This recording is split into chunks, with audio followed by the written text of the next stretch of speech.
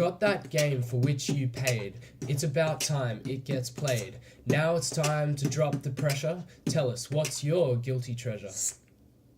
Hey buttheads, welcome to the pilot episode of Gets Played.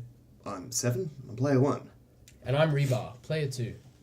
On this episode, the name of the game is Doom. Or was it? Question mark, question mark, question mark.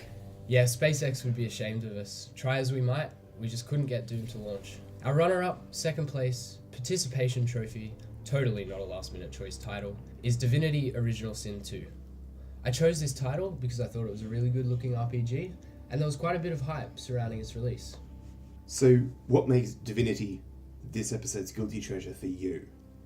It's not necessarily Divinity itself, so much as the overarching genre of RPG video games. In the past, I've struggled to immerse myself in RPGs simply for the fact that a lot of them have really clanky, janky, and frankly ugly user experiences and game design mechanics. I totally get that. So how do you feel about it? I am so fucking satisfied to say that I finally have a game that scratches that RPG itch. Divinity is actually an early access game. It had its public alpha release in September 2016, following a successful Kickstarter campaign. So when we were doing our research on this title, we found some genuinely non-trivial trivia about just how successful that was. Yeah, so actually it reached its initial goal of $500,000 in just the first 12 hours and went on to pull in $2 million in crowdfunding. That has to mean something to the devs, doesn't it? Absolutely. And in fact, this overwhelming response gave them the freedom to expand their vision and ultimately deliver a much more ambitious game. Alright, enough jibber jabber. Let's start the countdown. It's time this game, what is it? Gets played. Should I say something there, or...? Oh, and you can climb down. Nice. Okay, Yep. so that's something I haven't seen many RPGs, the ability to ascend and descend via. Yeah. Without loading. Yeah. I have a terribly unorganized inventory. Oh my god. Why do you have It's two like- bloody teeth in there?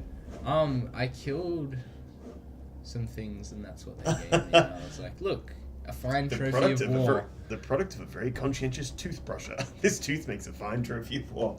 No, so the writing's actually a bit hip as well. I It's so dig good. that. So this is the journal. This is your quest log, basically. Yes. It doesn't tell you what to do. It tells you what you've done. Ah, so how do you find out what to do? Waypoints on the maps or something like that? Sometimes a character will give you a waypoint, but most of the time, you basically just explore and find characters, talk to them, expend their dialogue trees. I am your death vended. Time repaid what's due. I am the fate you sorry. I am the fate you choose. Oh, fantastic. I've got to say, I could have been a voice salamander in my previous life. You I know, am death and life. Because they haven't got any voice actors Oh, for this yet. but they so do have gross green phlegm.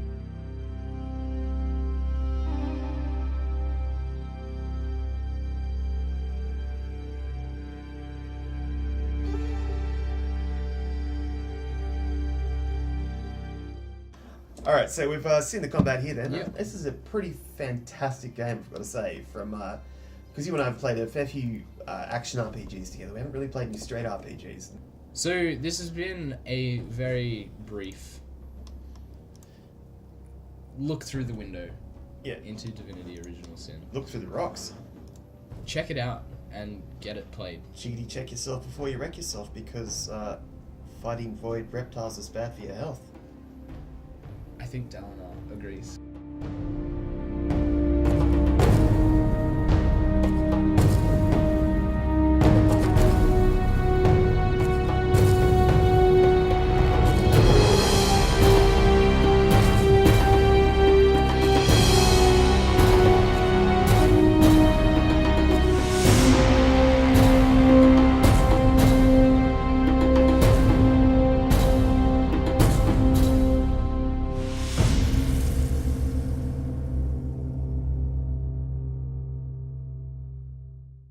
So, you've been looking for an RPG to finally scratch that itch. What really scratched deepest for you? Early on in my playthrough, in fact almost immediately, I made a really strong connection to the character I was playing as, and that served to give everything else that I did in the game a sense of purpose and importance. What do you think was the most surprising part about your playthrough? Actually, how much I enjoyed it. I was skeptical at first. I have been burned before. So, is this going to be one of those games that we all have where you play it for 5 or 6 hours, you get the gist of it, and then you move on to something else? Or is it going to be one of those games that you're playing at 3 a.m. when you should be doing work or paying attention to your girlfriend or being responsible? My first play session, I kid you not, I launched the game, loaded my character, and did not leave my chair for 7 hours. I was hooked.